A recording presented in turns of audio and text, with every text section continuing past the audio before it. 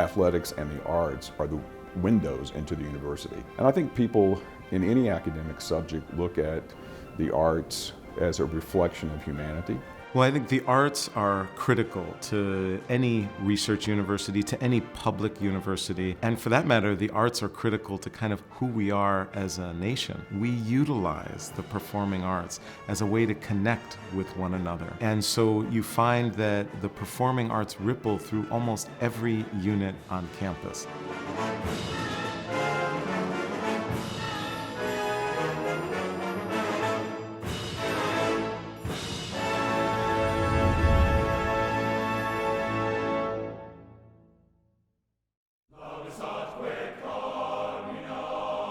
The university had no music school when it was founded, and in fact didn't have one until really late. But ironically, under the very first set of faculty, so under Tappan, under Angel, the faculty members and others felt the need to have more art and music on the campus, even though there was not really a well-developed curriculum for either one of those things.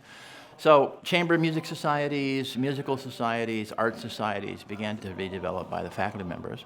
In fact, the founder of the University Musical Society was a classicist on the faculty who was also an acting president when Angel went to China. Henry Fries was a faculty member and interim president for a couple of times. And during that era, he founded the University Musical Society. And he also hired the first professor of music. And what those two actions have done is just exponential. The University Musical Society is known nationally and globally for the acts and the talent they bring to our campus. The School of Music, Theater, and Dance grew out of UMS. I think University of Michigan was one of the first public universities to have the kind of musical society that we now enjoy here, which is really rare. Michigan's got a very strong tradition in music, of course, in a lot of ways, UMS being the biggest one. The School of Music being another gigantic one, of course, top 10 program there with a lot of graduates, but also, it's also the fight song, man. The idea that leaders and best, that resonates through everything Michigan is out to do. You hear the victors, and it takes you back to one of the greatest times in your life, which is being in college.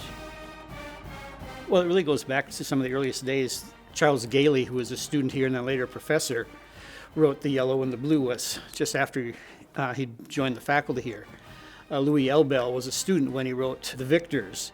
The band made its first appearance at a football game, kind of an informally organized group in 1897, and it became a regular feature of athletic events. There's stories and actually film and video of the band leading the team and the fans down State Street to old Regents Field in the 19-teens and 20s.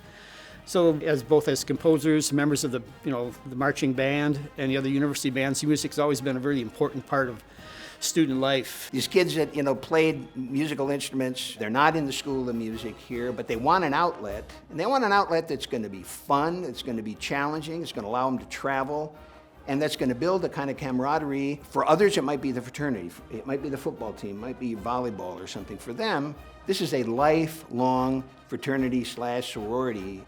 For many years, the band program was run by students with some sort of ROTC affiliation, and then of course William D. Ravelli came in 1935, and he really took, between 1935 and 1971, he made the band program what it is today in terms of its foundation. There's always some people in the history of an institution who just have made that profound mark, and Ravelli certainly is one of those for us in the performing arts. William Ravelli was much feared and much loved by students. And I think when you look at what students say about him in their reflections, their memoirs about Ravelli, what they say is the extremely high standard that he set. He was an extremely demanding teacher and conductor.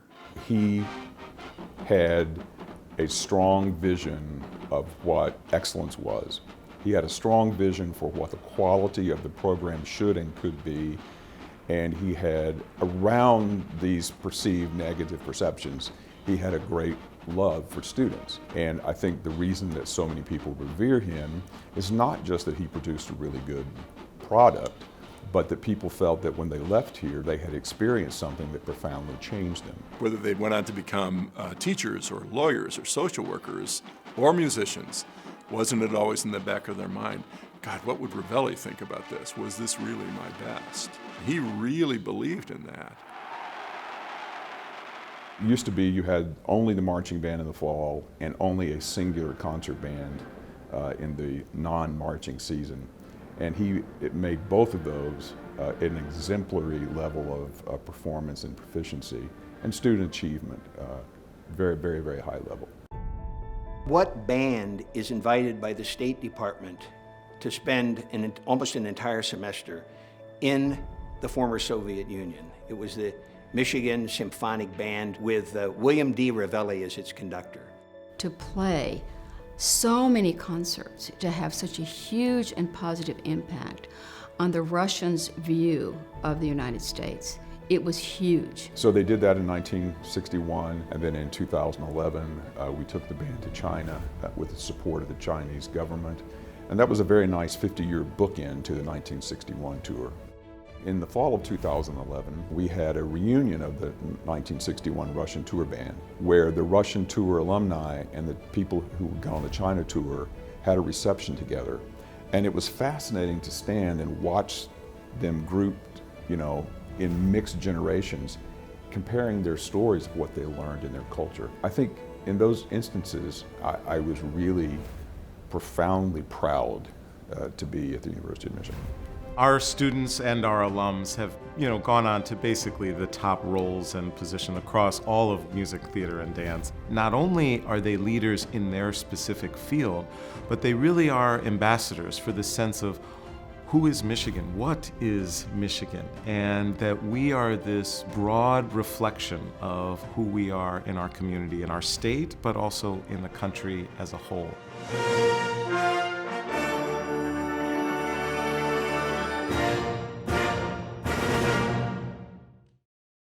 Made possible by the Stanley and Judith Frankel Family Foundation.